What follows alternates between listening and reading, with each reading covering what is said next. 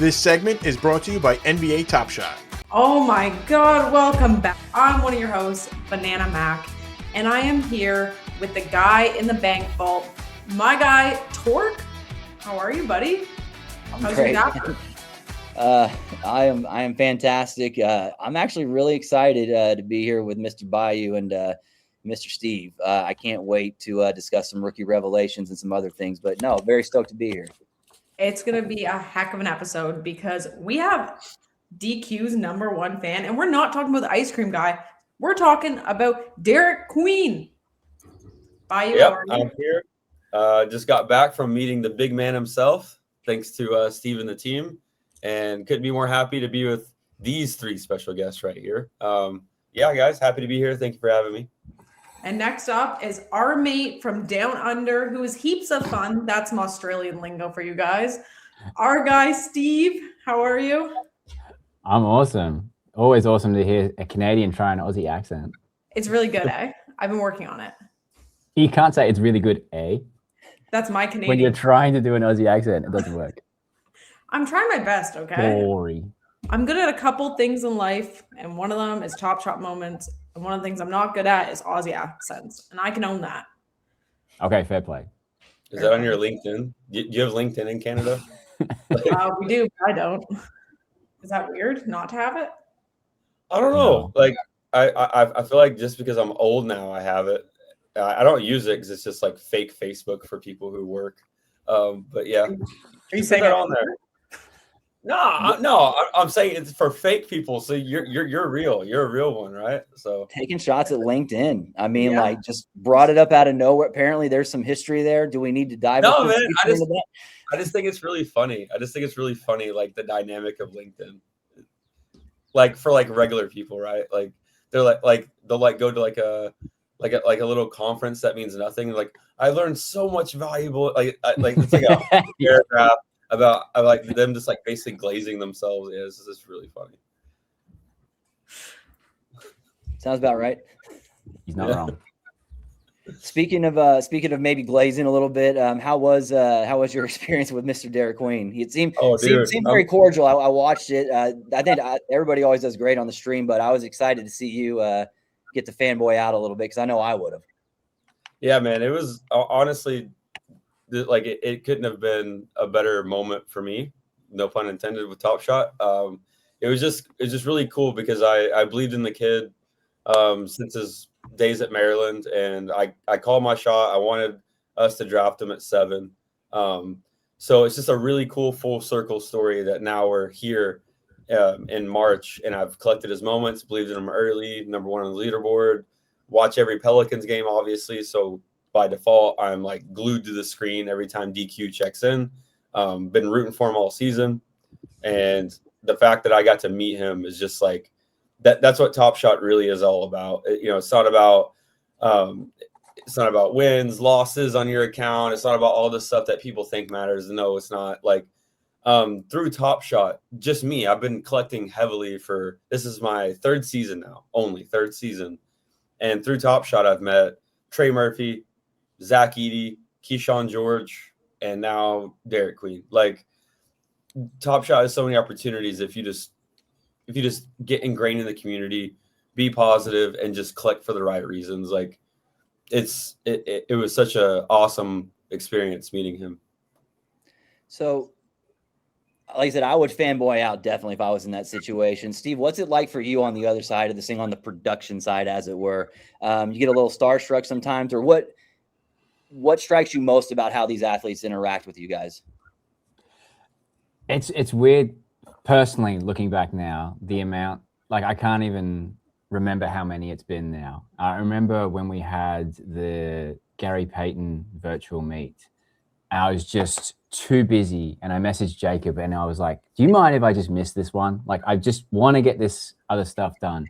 And he was like, he didn't say, yeah, no worries or anything like that. He said, did you ever think you'd be in a position where you'd be turning down meetings with NBA Hall of Famers? And I was like, oh, you know what? No, not really. But I still want to miss it, and I still want to get this stuff done. So yeah, it's really interesting. I've been lucky enough to meet quite a lot of athletes online and offline. they're all different. Some of them really stand out and take you by surprise, and you're like, oh wow, I'm actually a fan of them now. They're really good guys. The Wagners were one of those when they were together, and sometimes we onboard them on calls internally that you guys don't see as well, and you get to see their energy and their banter and stuff like that. And so, yeah, usually I commemorate it by getting a moment from them if I can. If it's not funny, like they've actually got a moment that's already released and it's not scarce or it's not insider trading or anything like that, I'll go and commemorate it by getting their moment. And I met them, so that's kind of my way of doing that. But yeah, it's interesting.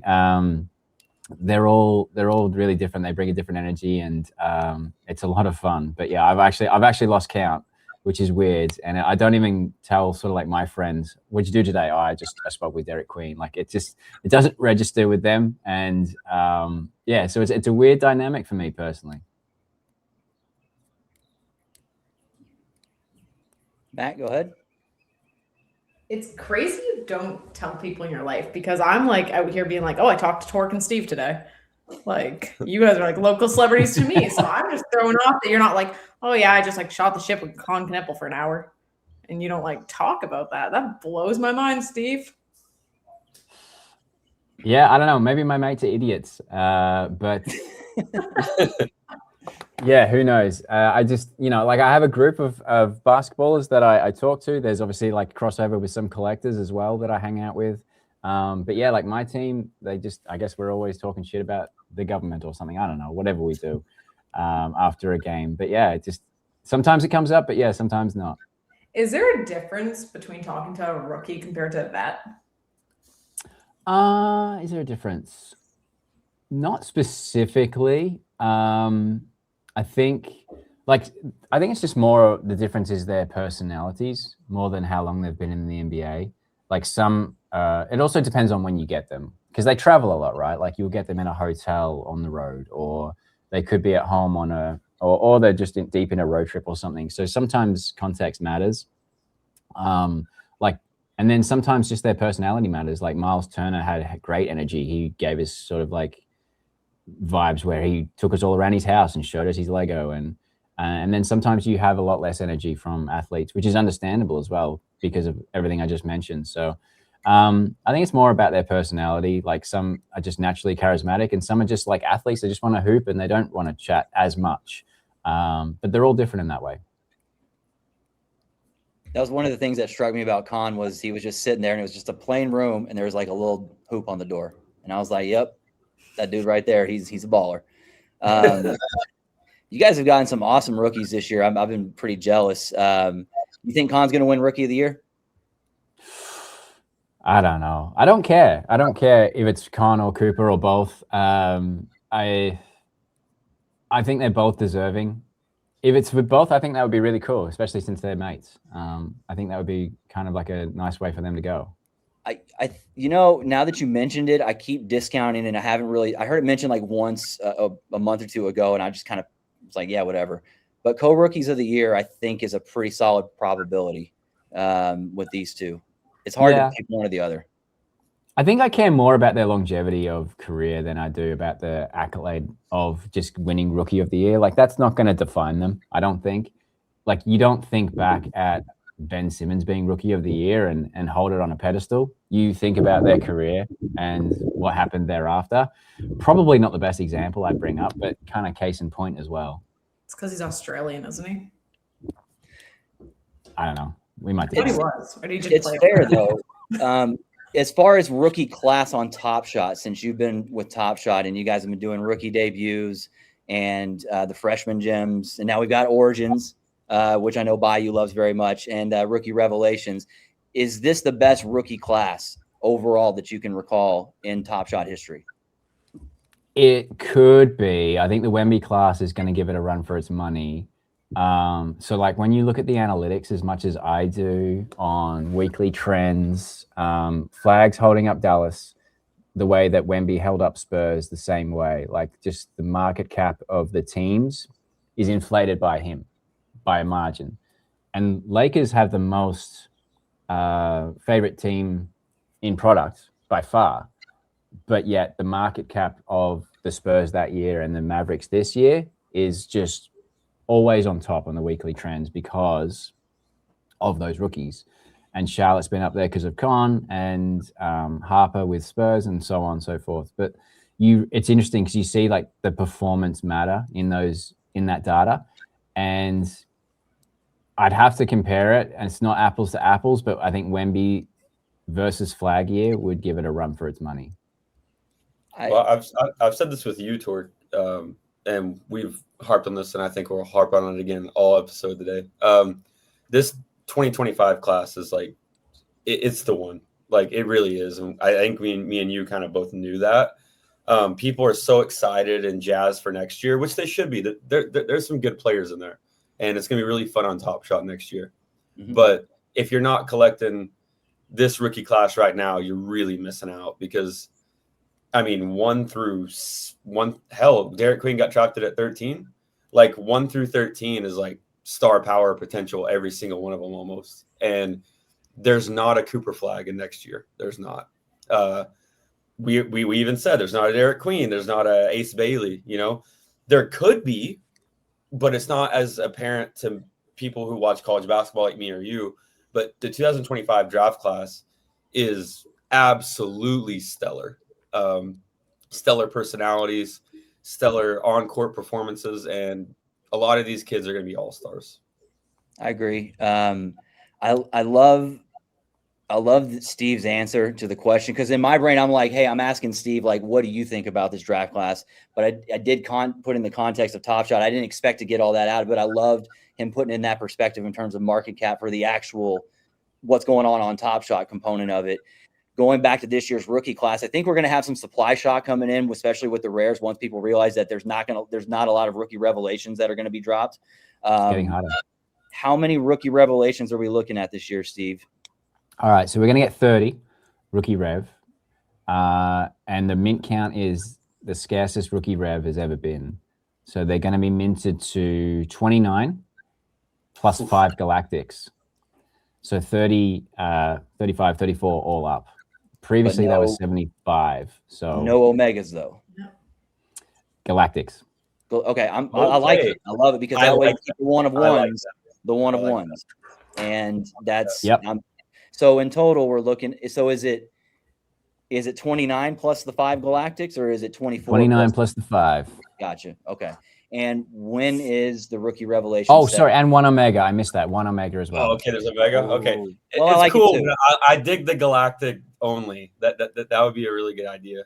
You know what? But this gives me a chance at the 1 of 1 because I don't. Whenever the other trade gets pulled, I'll be there waiting. But yeah, that gives me something to look forward to. But I think once folks realize that, hey, there aren't as many rookie revelations, people are going to start wanting those freshman gems. Only 35, and those are already getting burned down. So and they'll get burned down more for the rookie revelation burn. So yeah. Speaking of which, can you reveal the dynamics for the burn leaderboards for rookie revelation as far as how many moments are going to be up for grabs?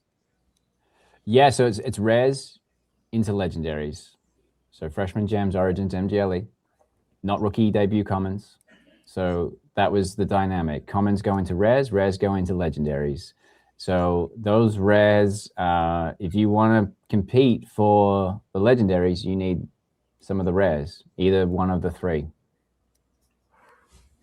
And how many total moments per player will be eligible? Because I know it was 10 for the Meagle for the other rares. Yep. So the number 1 collector on each player's leaderboard at the time of the snapshot will earn the jersey serial. And what else have I got? The set is minted. Ooh, what can I tell you? Just tell us one airdrop per player for each of the 30 players. 30 special serials, legendaries going to 30 collectors who prove that they're number 1. Auctions will start on the 13th, the Monday before the drop. The drop's on the 15th. And yeah, rares into legendaries. Okay. All right. I think I have a theory, Tork. Obviously Steve can't tell us through that. But we can read his facial expressions when you say stuff. I think it's going to be 3. I think it's going to be 3. Maximum 5, but I think it's going to be 3. I think that's what they're going to land on. I shouldn't have said anything. Nah, he wouldn't have revealed anything anyway. Not that I could read his face, but no. I mean, either way, I'm ready. I'm ready for the auctions. I've already got my whole collecting goal this year was, thanks to Bayou, the human version of the Top Shot blog, telling me that, hey, here's what's going on with the rookies. And I was thinking maybe Trey gets partner somewhere in the middle of the year, but if he did, great. If not, whatever. I wanted the Trey jersey rookie revelation, and I feel like I'm positioned well enough for it. I mean, look, it's a little. I mean, like, I don't know, dude. I mean, like, but I'm trying to hoard at this point because, man, they're hidden in packs, and you know what? Going back to the aforementioned supply crunch, I don't know if there's enough to catch up at this point. So we'll see. This is what I love about rookies is, like, I looking around the group, I'm following Trey because of you. Nice. And you got me onto him, and I'm following Fears and Queen because of Bayou. Way back to preseason, he was like, watch these guys, like, look out. And anyone that's on the Raptors, I have to watch because of BananaMac. So I think that's also what's really cool about the rookies, because I don't watch college basketball. So when they become into the summer league sphere and the NBA sphere, you start looking at players, and then it's really cool when you start seeing their journey come to fruition in the NBA. Usually because someone in the community tells you about them and say, hey, look out for this guy. Steve, as a faithful Warriors fan, you weren't a Will Richard fanboy from the beginning? What's wrong with you, man? No, I'm watching less games now because it's a rough watch, but I'll watch every game, and they'll be like, oh, this guy is good. He can shoot, and that's exactly what they needed, especially in certain situations. He has Jordan Poole vibes when he was good, just like filling in and banging in threes when you needed it. Maybe Moses Moody vibes is the better comparison. When he was younger. Moses Moody. That was a nasty injury. Rough. That was rough to watch. I just heard about it. I intentionally didn't watch it. Don't need to do any of that. I hate seeing stuff like that. I mean, hate it for the player, obviously. But no, I think Will Richard, I mean, going back to him, he's just hidden on a deep roster anyway. So they don't need him to show up and play that much. But when he's called on, he'll show up and play defense and knock in some threes. But if you give him more minutes, he'll be even more productive. And I think they're just, down the road, he'll be fine. As far as Fears goes, I kind of want that Fears 1 of 1. I love the editing of that video. Like, he destroys Ja Morant twice in that video, and he shows off his handle. I stand by what I've said before. He's got the filthiest handle in the league next to Kyrie. It's disgusting. Well, he's also like, in my opinion. I watch him every damn game. Like, he's the fastest NBA player with the ball. He's the fastest. There's no debate. I'm sorry. Crazy. There's zero debate. They should do the 40-yard dash with the basketball at the combine. He's the fastest. It's insane. It is insane. As a Westbrook fanboy who watched Russ from beginning to now, like, that dude was fast. Fox was fast, but I still like Russ is still faster. Watching Fears, I'm like, whoa. Is Fears faster than prime Westbrook? I think so, man. Obviously, like, we're just looking at one angle of athleticism, right? I'm not like, oh, Fears gonna be better than Russ. No, he's not. No. We're just having a fun discussion. It's all good. But like, speed with the ball, oh yeah. By the way, Judge Bayou, he just said that Jeremiah Fears is better than Westbrook. Yep, all me, man. All me. We'll clip that. Unbiased. But hey, so speaking of rookies that we may have changed our minds on, we talked about this on close to draft night or the day after the draft. Are we still feeling okay about Mr. Murray Boyles, BananaMac? I'm a fan. I've been converted. Okay. What did it for you? Shitty attitude, but he's a great player. What was the aha moment? What was the come to Jesus moment for Mac with Colin Murray Boyles? I stopped being such a hater while I watched games. It was my attitude. Honest, I looked into my soul. It stopped being a hate watch. And I was like, you know what? He's pretty good. And if I was drafted to Toronto, arguably would probably feel the same way. To be fair, it's not a hot landing destination for a lot of people. It's not what they want. I mean, that's fair. That face. Fairs. That's fair. You act like it's the worst destination in the NBA. Yeah, Portland is. But, I mean, Toronto. Jesus Christ, Mac. Toronto. Okay, here's the thing. DeMar DeRozan loved Toronto, right? When he got here. But he was like what the heck?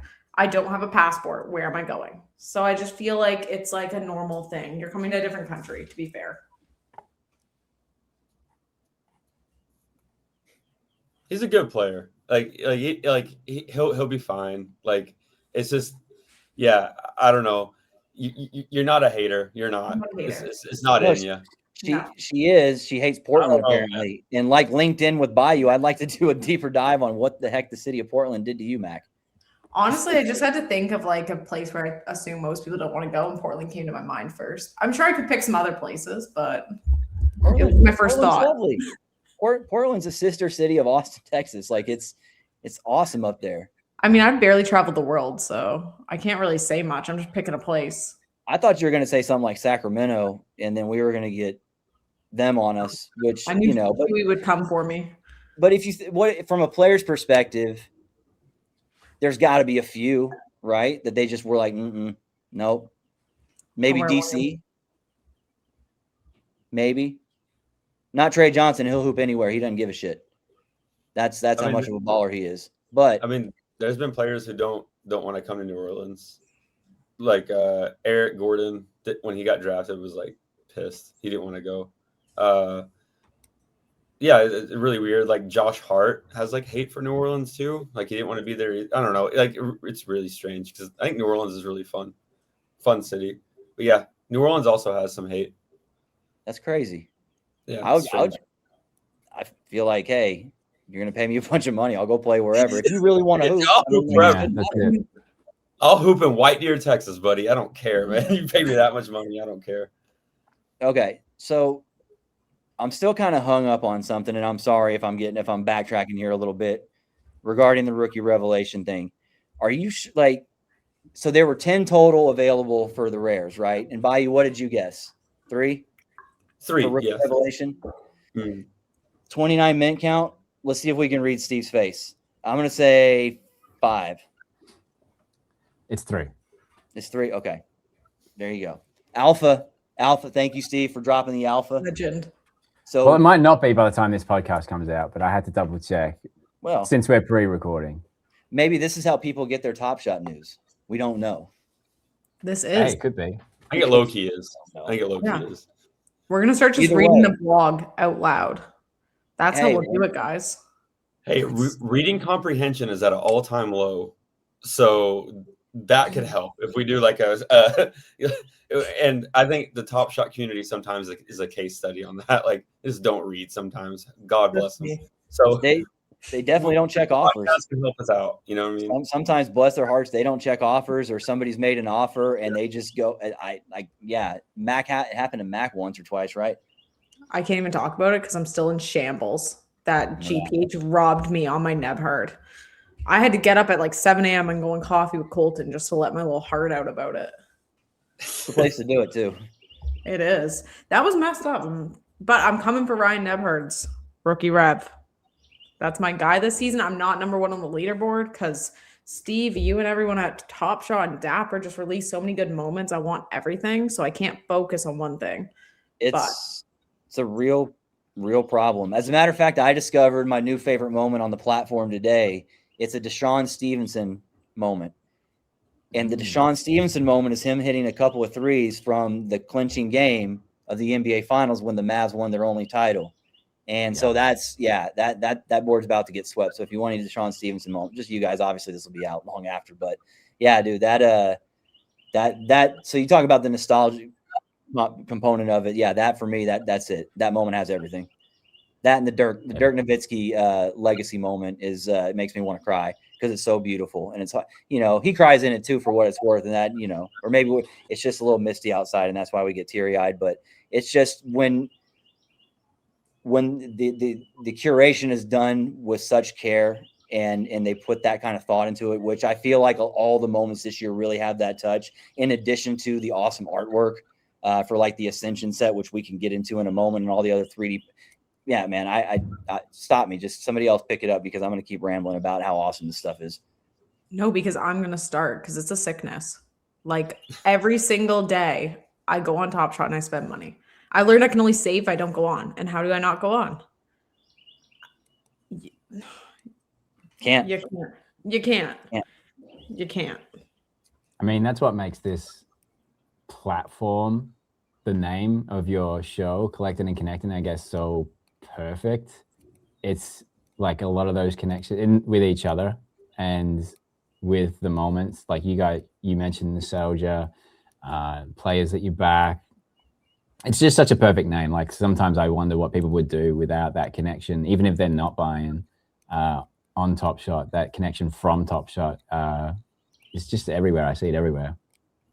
Well, I'll say like even like the collecting and connecting even goes further, and that goes from collector to player, because like this is a good example, right? Like when I met Zach Eady in the summer, like it would be kind of awkward as an adult male just be like, "Hey, I'm your number one fan," like da da da da, right? But like I pull up my phone like preemptively. I was like, "Hey, I'm gonna go show him his number one debut that I own," and he didn't even know what Zach Eady had no idea what Top Shot was, and I was like, "Hey, man, like, are you familiar with Top Shot?" And he goes, "No," and I was like, "Hey, I'm your number one fan on here. I own all your moments. It's the number one serial." I asked him, "Do you remember your first bucket?" And he's like, "No, I think it was in Utah." I was like, "Yeah, you're close." And then he goes, "Oh, I can't remember how I did it." And I said, "I'll show you." And I got to show him it. And we had a cool connection that way. And that kind of breaks, like, I don't know, like if you're into like meeting players or like having these awesome experiences, like being a Top Shot collector is like a step up. It's like an advantage already. And it kind of gives you a pathway to meet players. And it's, yeah, collecting and connected is not just, it's majority about the community that we build like right now, but it also extends even further than that. And that's why it's the ultimate fandom thing right now. Like, and it will be for a long time, in my opinion. But yeah, it goes past just us. Like you can meet your favorite players through Top Shot. It's totally doable. Quick question for you, Bayou. So after you showed that to Zach Eady, did you tell him, and no, I'm not selling, not even to you, bud? No, but I did say that. I did say that to DQ. All-time epic moment. If you guys didn't watch the stream of the break with DQ and Derek Queen and Bayou was like, "Yeah, I'm your number one guy, but I'm not even selling any of my moments, not even to you." Hell no, man. They're mine. I was glad. He can kick rocks, man. They're mine. I find it refreshing because I've seen and I'm all for people who are like, "Hey, I'm going to give Jake LaRavia his jersey cereal when it unlocks." I think Ariel said that, which is a great gesture. I would personally never do it. I'd be like, "Man, go get your own, bro. Like you, or trade me something for it." If I live in the LA area, I want some courtside tickets or something, which I'm sure Jake could do. He's got some pull around there. But anyway, no, I mean, I think that's really awesome. And does Derek Queen have a Top Shot account that we're aware of? I don't think Queen does. Not yet, at least. He's got to get on that, man. Mm-hmm. Bayou? Come on, man. I know. That's the way. I'm like, hey, I won't give you a number one cereal, but I'll give you some of your moments, and you got to hook me up, and I'll be your assistant to the regional manager of Derek Queen staff. I will be his little lackey everywhere. I'll do it. Let's go. Did you guys get to chop it up about Fears at all? No, because I was just so keep talking about him. Gotcha. But I did, like, I would say, like, I asked him a couple questions about Trey, because I met Trey previously through Top Shot, and they have a really good connection on and off the court. If you see on Pell's social, like, recently Trey put a lot of popcorn in Derek Queen's car, and that's what I asked on the stream. I was like, hey, like, did you get all the popcorn out of your car? And apparently he's going to do something to Trey soon and post it. So you got to look out for that. He's a funny guy, man. He's a clown. I love him. He's got a superstar's personality. Like he's a very outgoing. He was that way at Maryland too. He's been that way in high school.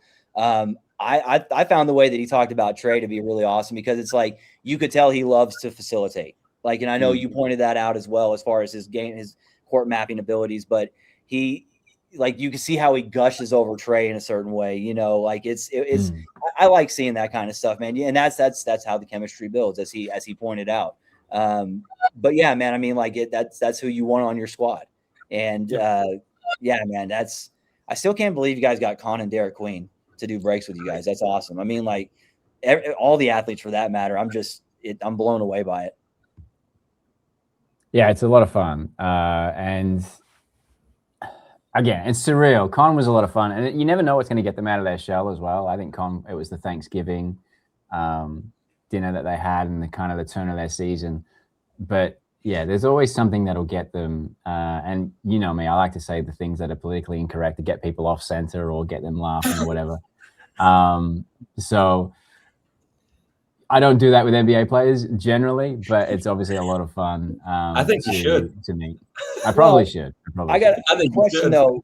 Do you ever do you ever have their handlers or whoever say like, okay, guys, here's what we can't do. We're not going to talk about any of this. Don't do this. Or do you have the opposite where nobody says anything? You're just like, hey, go crazy. Whatever you guys want to talk about.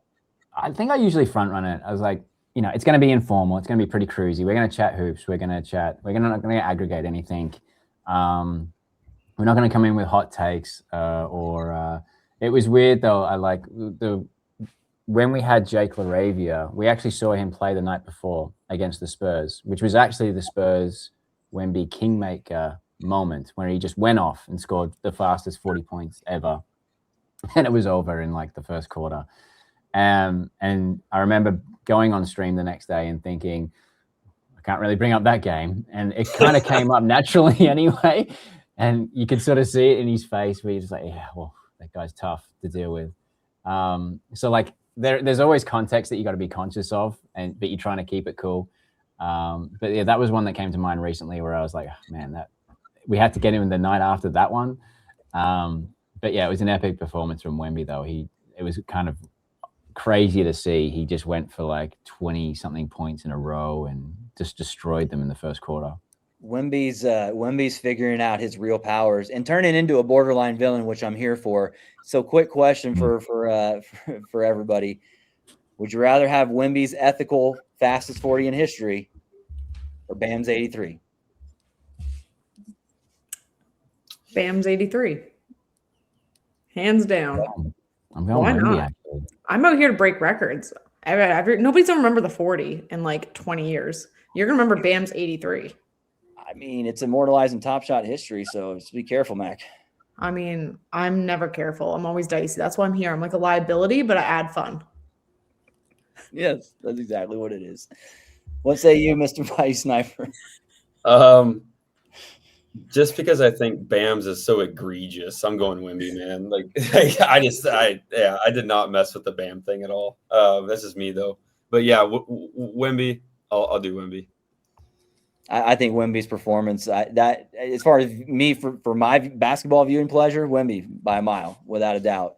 The last 3 minutes of the Bam game was like, what the fuck? I was watching that game because yes, I am a sicko, and yes, I bought the league pass just to watch the Wizards and Trey Johnson. Dude, you're the man. You're the SDA over here. Yeah, no, SDA was like, I don't even watch every game. I'm like, shame on you, SDA. You need to be better than that. We need to support our guys. Anyway, I digress. But no, I stopped watching the game at the end of the third quarter because Trey wasn't going to play. They hadn't been playing him in the fourth quarter anyway. And it was like a 40-point game at that point. I was like, yeah, sure. He already had 60 something. I was like, they're not going to play him in the fourth quarter. And then I looked back up and I was like, oh, God, they did that. And then I saw the manner in which it happened. And I was like, oh, heat culture. Hey, okay. Keyshawn didn't play. If Keyshawn was in there, he locking that shit up, boy. Like, there is no way he's getting 83. No, well, absolutely not. I mean, but it's okay. That's how you want to. I mean, yes, congratulations, you got your 83 historic. We can't put an asterisk by it or anything. I just don't care for it. Yeah. But whatever. It happened. Yeah. One thing I will say is I think Wemby will do something crazier. Like he'll get the quadruple double real soon on blocks or something ridiculous like that. So he will do something better. It won't be 83, but like, I'm also biased because I was at the Kingmaker game. So, hey, are you in the moment? Do we have a Steve? No, I'm not in the moment. I'm not in the zone for that one. Okay. Boo. Gotcha. Now I will Tork, buy it. I have a question for the panel. It's a little hot, a little spicy. Oh God. Come on with it. So I've already asked you this on my pod, and I know your answer. You still need to give it. But if you were a general manager today, and you got to pick, so like both are in the same draft class, and you have the number one pick, and it's Wembanyama and Cooper Flag. Who would you take number one to build around your franchise. Now, before I ask y'all, I'll give my take so you can have like a reference of what I'm thinking of. So I'm 100% taking Cooper Flag over Wembanyama, and I'm not afraid to say it, like some people might be. He is a prototypical 6'9", two-way wing who's going to play in the league for a long time and be super healthy. He has the competitive fire, which the league has been missing for a long time, as does Wemby. But I just think he can do, like, he is just as impactful as Wemby is. And he is going to be more healthy. Like, he has a body type that's going to hold up, and I'm picking Cooper Flag. Like, and that kind of goes to show you like how awesome Cooper is. And I think people are even undervaluing his moments on Top Shot even today. Yeah, I'm picking Cooper Flag. What say you? Anybody? Damn, throw me on the spot. Yeah, Cooper or Wemby? Cooper. Let's go. Injuries with Wemby. I feel like you could snap him like a tree branch. He is like so skinny and tall. I worry about him long term. His ankles, he's been out how many games this season? I think Cooper's going to stay healthier and be better long term. Just over that factor. Everything else, I feel like I'd go Wemby, but I'm too worried about his injuries. Counterpoint, they said the same thing about Durant. He's okay. I hate but Durant, also, so. and all, the answer is, when you asked me the question before, you said Bayou that it was based on the fact that Wemby got similar to what Mac just said about his injury history. But the question is, if you were starting a franchise today, well, I guess you would have to take into account the injury history. But if I'd like to just kind of change the question, if they came out the same draft year, all right, and you don't know anything about any injury history because it hasn't happened yet, who are you? Are you still taking Cooper Flag over Wemby without the injury history? I am, because I think he's easier to build around. This is even from a basketball perspective, not even injuries. I just like Cooper's damn near 6'10", handle the rock, plays elite defense, and he can now, like, he will be able to shoot way better than he is right now. He's already shooting fine. His finishing and athletic ability are top tier. And I don't know, his game, like, I enjoy, like, this is also maybe a hot take too. I enjoy watching Cooper's game more than I do Wemby. Like, Wemby's just looks so ridiculously weird. Like, his game, it's amazing. Like, it's something we never seen. It looks like before. a dad playing on a 7-foot ring. Yeah. It's just, I don't know. Like, it just feels like I don't know. It just doesn't feel like when he does something, I'm like, yeah, dude, you're 7'4", you should do that. Like, whatever. Like, I honestly don't get as hyped as most people for Wemby. I really don't. I'm not like a Wemby hater. Like, he's cool. He's awesome. I enjoy Cooper Flag's basketball more. It's more pure. I don't know what to say. Do you know what the beauty about your question is? It usually with a draft, it matters, because if it was easy, you wouldn't be looking back and, oh man, they draft wrong. But with those two, there's like no wrong answer. 100%. You're in good hands either way. I think Wemby injury thing is a little bit overblown based on this year. What people don't realize is he's been front running this for a long time. Like, he has weird pregame workout routines. He's had specialists since he was really young for that exact fear of, hey, you're a lanky, tall dude. You're prone. Traditionally, these guys traditionally in the NBA will be injury prone. And so he's been front running that in consideration for a long time. He's going to reach easily the 65 games this year. So that's a good thing. But then inversely with Flag, before the Olympics, he played in the select team, I think they called it, against the actual team. And everyone was like, he's going to be fine. He holds his own already. And that was a year out from being drafted. So I think, like I said, the answer doesn't matter. My initial reaction was Wemby. But I think the Mavs are just playing a certain way where it's like, we don't even care if we win or lose. Just Flag, get your experience in, try to win the games, try and throw up the game winners, try to whatever. You're holding the ball as much as possible. You're getting as much NBA experience, minutes, possessions as possible, because in future, that'll pay off. So my initial reaction was Wemby, but honestly, I don't care which. Yeah, I don't think you can go really wrong with either. And I think that's the awesome part about these two players. I just like for me, Cooper, like Dallas wants to lose. Like it's in their best interest to lose. But Cooper's so damn good, man. And he has such a competitive fire. Like they damn near have a shot to win every night, and they almost win every night. Like it's close. We do it in our league in grading games because like we have grading games to get what your like the first 3 games of the season are grading games. Like you lose, you get in a lower division. You win, you get in a higher division. And every time we go in and go, lads, let's just have an easy season. Let's have one for the ego. Let's lose our grading games, get in a lower division, spank people all year. But then when you're on the court, the competitive nature kicks in. And you're like, no, I'm not losing to these guys. Like, what are we doing? So I don't know how you turn that off. You don't. It just astounds me how quickly they both process the game at such a young. Cooper especially. I mean, like it's his ability to read the game is insane. I still got to go Wemby. Sorry, I'm not sorry. I mean, he changes the game so much on the defensive end, and not that Cooper's bad on the defensive end. He's definitely not, and I think he'll get better. But I mean, Wemby's just he's so different in that regard that if I can pick one guy to build around, I'm going Wemby. I respect Did you see that shit he did? Did you see that shit he did where he went like go gadget arm through the net like to block? I mean, like you don't do that when on the reverse layup. Anyway, I know you're thinking he's 7'4", you're supposed to do that, but no, you're not. Not that. You know? I wouldn't. I'm 5'8", and I'm never bigger. So, yeah, me trying to use the rim to protect it, like from a shot blocker, was never really a thing because they would just look at it and be like, no. So yeah.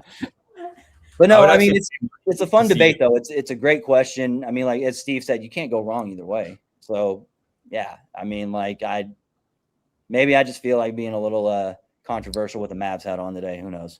I mean, I would pay a lot of money to see you 1v1 versus Wemby for 10 minutes. I would pay a lot of money for those 10 minutes. Like it'd be really funny. I mean, it'd take him about 30 seconds to figure out all I'm going to do is try to dribble around for a second and not look like an idiot. And then he would just start sticking his arm out and just like Spider-Man, spiderwebbing that thing and stealing it from me. Yeah, dude. Would be an honor, though. That was, yeah, man. These guys make it look so easy. I don't think people realize just how damn good they are. And not only that, but just how fucking big they are. Wemby's his own giant in his own regard, obviously. But man, like, I mean, just take Con Nipple for that matter. He's a solid 6'6", right? When Jordan was 6'6". Yeah. I mean, all of them. When you see him in person, you're like, oh man, you look small on TV, but you're a guard and you're actually 6'2" and I'm not. And oh man, it's like all of them. If they're there, unless it's like a one-off, they're all tall. Just Carter Bryant was the one who surprised me at Summer League. Like that dude is so big, man. Like he's like Carter Bryant. When you watch him on TV, you're like, he's got some size, but he's kind of a normal NBA player. When you see him at Summer League, dude, he's like he's so wide. He's jacked, man. He's a dog, dude. He's the only one that I've seen really be able to slow Cooper down and fuck with Cooper a little bit. Because I've seen Cooper there have been a couple moves from Cooper this year. The one that you guys made, was it his gems or was it his Meagle that he goes and dunks on the Nuggets? But there's that one, and then there's another play. It's not in the moment yet, maybe. But it's like basically Dylan Brooks is trying to check the shit out of him. I mean, like, and he's got 2 or 3 defenders around him. And he's got Brooks underneath him, and he just gives him one of those little shoulders and moves Dylan Brooks back. It wasn't a charge or anything because they're in the cylinder, but he moves Dylan Brooks like into the painted area off to the baseline and dunks on over the top of him. And Dylan Brooks just kind of goes like, shit, what am I going to do?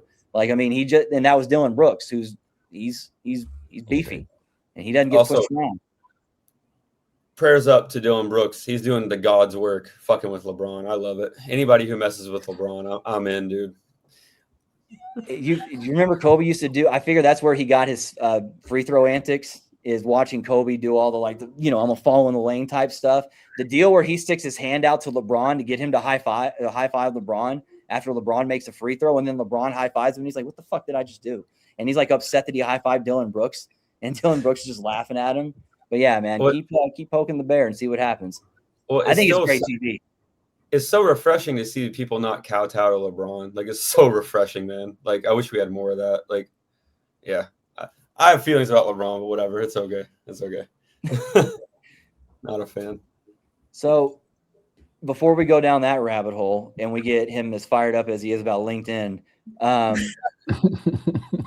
hold my tongue, what buddy. did we learn today, class, about the rookie revelations? Three total, right? 3 for the auctions. Are you sweeping the auction board by you? Mac, are you sweeping Nimhard's by auction? I'm sweeping a little bit, but not really. That's my way of saying I'm going for 1. Because I don't have the power behind me, guys. I'm after that mojo set right now. Okay. It's screwed up my rookie rev. Yes, I will be sweeping. Because that's kind of my strategy all year. Like, and I think this is something that people can kind of have a blueprint for next class, because I think people really underestimated the mint count and supply count this year. They were still behaving like it was a 4K mint count on the debuts all the way up until like Christmas. And then people were like, oh, it's actually 1,000. And it's like, yeah, man, if you read and you see like the supply is decreased. So like there's going to be a chokehold pretty soon. And now people are playing catch up and it's too late. So like if you believe in someone early for next year, like day one, right when rookie debut packs, buy as many as you can. Doesn't matter the price. Like they're going to be low.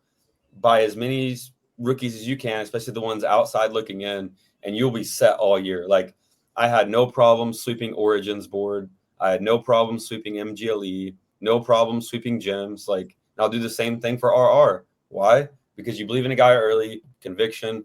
Do it like the earlier the better, because there's only 1,000 of these debuts to go around. And then now, like Derek Queen, for instance, is already at 800 and something. Like that's crazy. So 800 people on the planet get to own a Derek Queen debut. That's it. On the planet. That's it. And then the rares are going to be even burned further. And there's going to be a chokehold on that. And I'm going to do the same thing with the rookie revelations. Buy as many as I can. And I know there's a 1-of-1 Derek Queen auction coming up. That shit's mine. I respect it. I mean, I wouldn't want to go against it. We talked about it in the offseason. I was like, please, for the love of God, don't let Trey go to the Pelicans. Like, I'm not trying. Like, it would have been a friendly competition for sure, but man, yeah. Anyway, it worked out well for everybody. But no, I love the dynamic of debuts into rares, into the revelations, because yeah, as you said, if you get in early, basically, I mean, like I knew what I was doing. I spent way more than I wanted to. Well, I don't know if I won or not wanted to, whatever.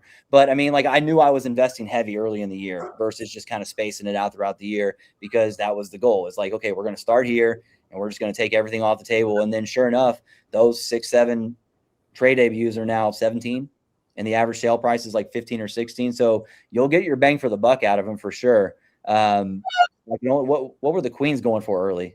Like, oh man, I was getting them at $12 a piece. And then when like at the height of like his peak, like that, like December, January, February, like that stretch, he was getting 33-point triple-double, whatever. They were selling for $38, $35 a piece.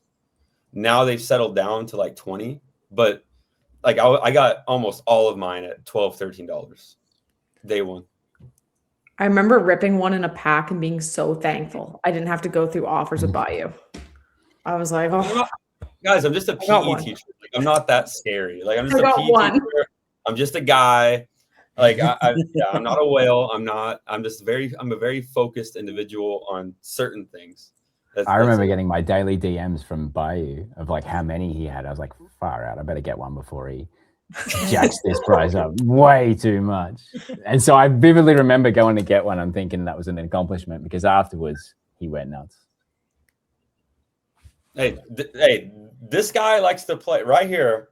Mr. Tork likes to play like he's, I just like to collect a little bit, you know. I really enjoy the community. No, he's a dog. And hey, listen, you got to watch out for him, because you see what he did with trade this year? It's freaking insane, man. Like he went after it. So like, don't let him fool you. He's nice. He's one of my best friends, but he'll go.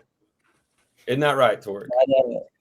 It's been fun this year doing the stuff, the jukeboxes especially, because like if you think about, I'm wondering what the ASP is going to be needed to get an RR, right, or to get a rookie revelation, $400-$500. I mean, like I don't know, but I mean that's a jukebox right there, a couple jukeboxes depending on what it is. JJL Smith was able to get one for me yesterday. I'm not real happy about it, but he's a nice guy. I like JJL. But he collects the draft pick cereal. So, like, if he's going to have one of them, okay, you can have the number 6, bro. Trey was number 6. There you go.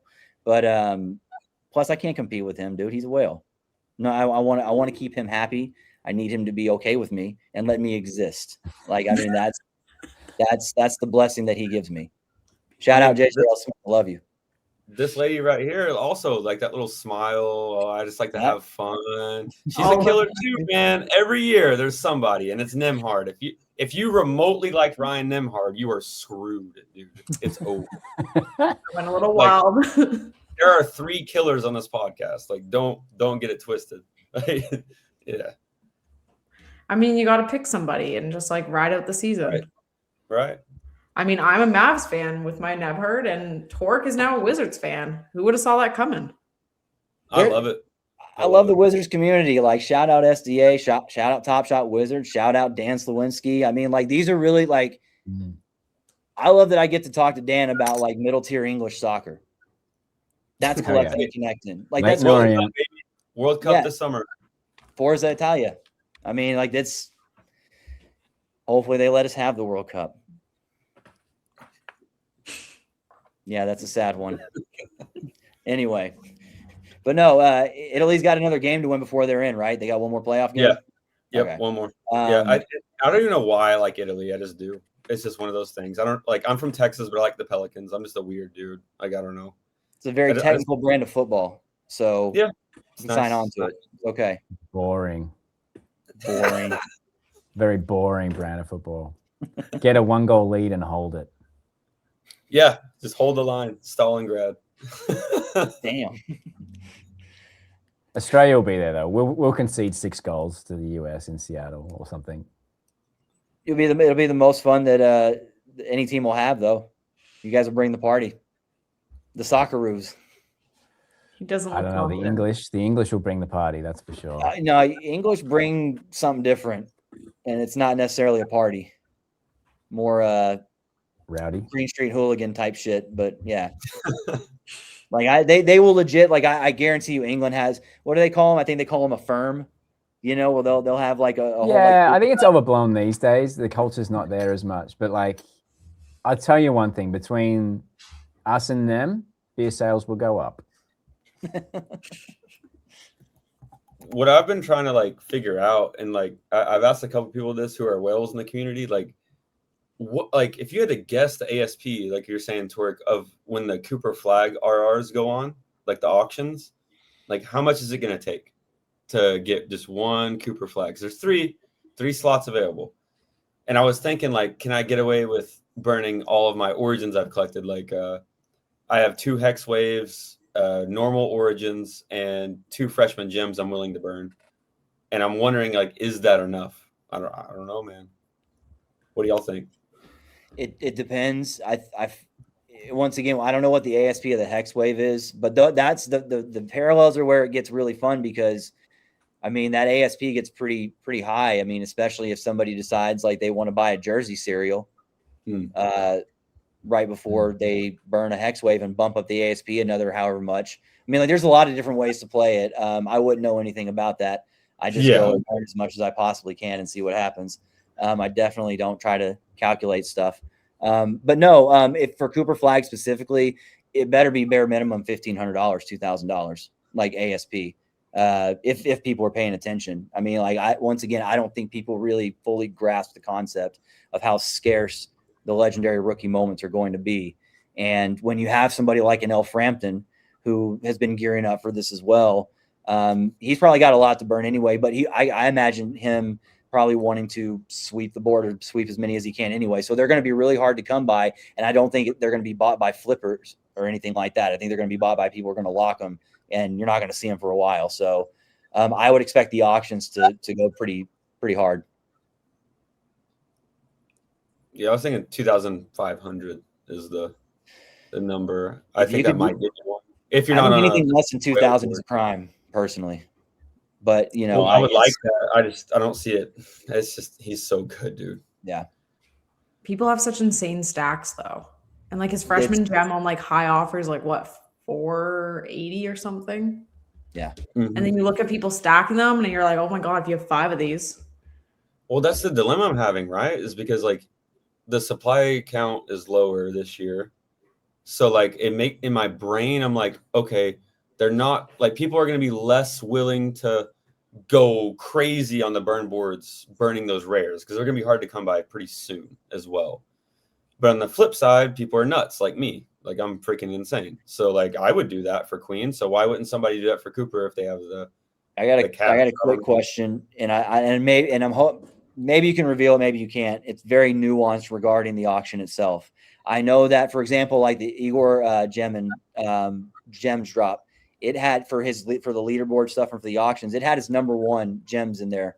Are y'all going to be doing that same concept for the rookie revelations? Maybe a number 1 gets slipped into a player's leaderboard rewards, or maybe a galactic? I don't have the full construction in front of me. The number 1s go to the player leaderboard snapshots. So there's that. The jerseys, a lot of them actually, I think it was like 20% or something. You can't actually have a jersey match because their jerseys above 29. So there's that. So did I hear you correctly that so for rookie revelation, number 1 on the player leaderboard gets the number 1 serial, not the jersey serial? Yeah. The number 1 collector on each player's leaderboard at the time of the snapshot will earn That's crazy. an airdropped rookie revelation legendary. Okay, sorry, Tork. Sorry, see, I gotta clarify because that's like big for me. Hold on. So it's not only the players who like Nolan Traore, he's number 88. It's not only for those players because they can't get a jersey airdrop to them. They get the collector gets the number 1 serial. It's every number 1 collector gets the number 1 serial instead of the jersey this time. Actually, I'm reading it wrong. So the number 1 collector of each player's leaderboard. I'm reading the blog drafts right now. The snapshot earns a rookie revelation, the jersey match serial. The 6 of the 30 in the class wear jersey numbers higher than 29. The set is minted lower 20%. So the number 1 collector receives a perfect serial of 29 or 29 for those players. Got it. That's cool. Good. Okay. So just to recap, players who are eligible in the 29 mint count, so 1 to 29, if their jersey falls in that range, they will get the jersey serial airdrop. That's it. If their jersey is 000 or 30 and above, they will get the perfect serial. The perfect. Yeah. Got it. Nice. Damn. I'm so excited, man. Especially the artwork. Like I can't wait to see what this artwork looks like. It gets better. Dude. Didn't even consider, I'm just stoked about the draft day footage, and I didn't even think about the artwork and the step. I mean, like Ascension, Yeah, Ascension, dude. That's 3D patents and Dapper, baby. Go look it up. There's quite a few of them. Parallax. Yeah, it's coming together. It's really exciting to see the creative team push the boundaries on a lot of those things. I can't wait for the app. Yeah, the app. Yeah. The app, I mean, the moments just look so sick in the app. I mean, it's that's all I can say, man. I'm very, very, very excited about not just rookie revelation, but next year's rookie. I'm already ready, because college hoops is on and stuff. So I'm ready for next year's rookie class. Already kind of plotting and scheming, even though I was like, I'm not ready to collect next year. I don't want to move on from Trey. I'm going to have Trey withdrawals. No, there'll be plenty more Treys to collect. I'll be all right. Yeah, I mean, Summer League, that's like I said, that's when they enter my sphere, and that's when I really get into them and start looking forward to what their rookie debuts are going to look like. And that's always like the most predictable and fun drop. Yeah, I agree with that. I'm also really excited to see if Colin Murray Boyles, makes it in the rookie rev. I think that would add a little nice tweak to the draft footage, you know? If you have some alpha for me, Steve, let me know. Like, is Colin Murray Boyles in Rookie Rev this year? Is that the question? He should be. is there the footage of him on draft night doing the fuck, and then like literally probably cut to him immediately afterwards, shaking and smiling, giving a thumbs up or something, because that would be adorable. He's like, I was just excited. Yeah, like, hey, that's. I haven't seen it yet. Oh, Steve, it's what set. No, Mac as in off I haven't the- seen the moment yet. I've seen that footage. Oh gosh, okay. Send Mac off the edge. It did, okay? Character matters, and I only line with good characters like you guys.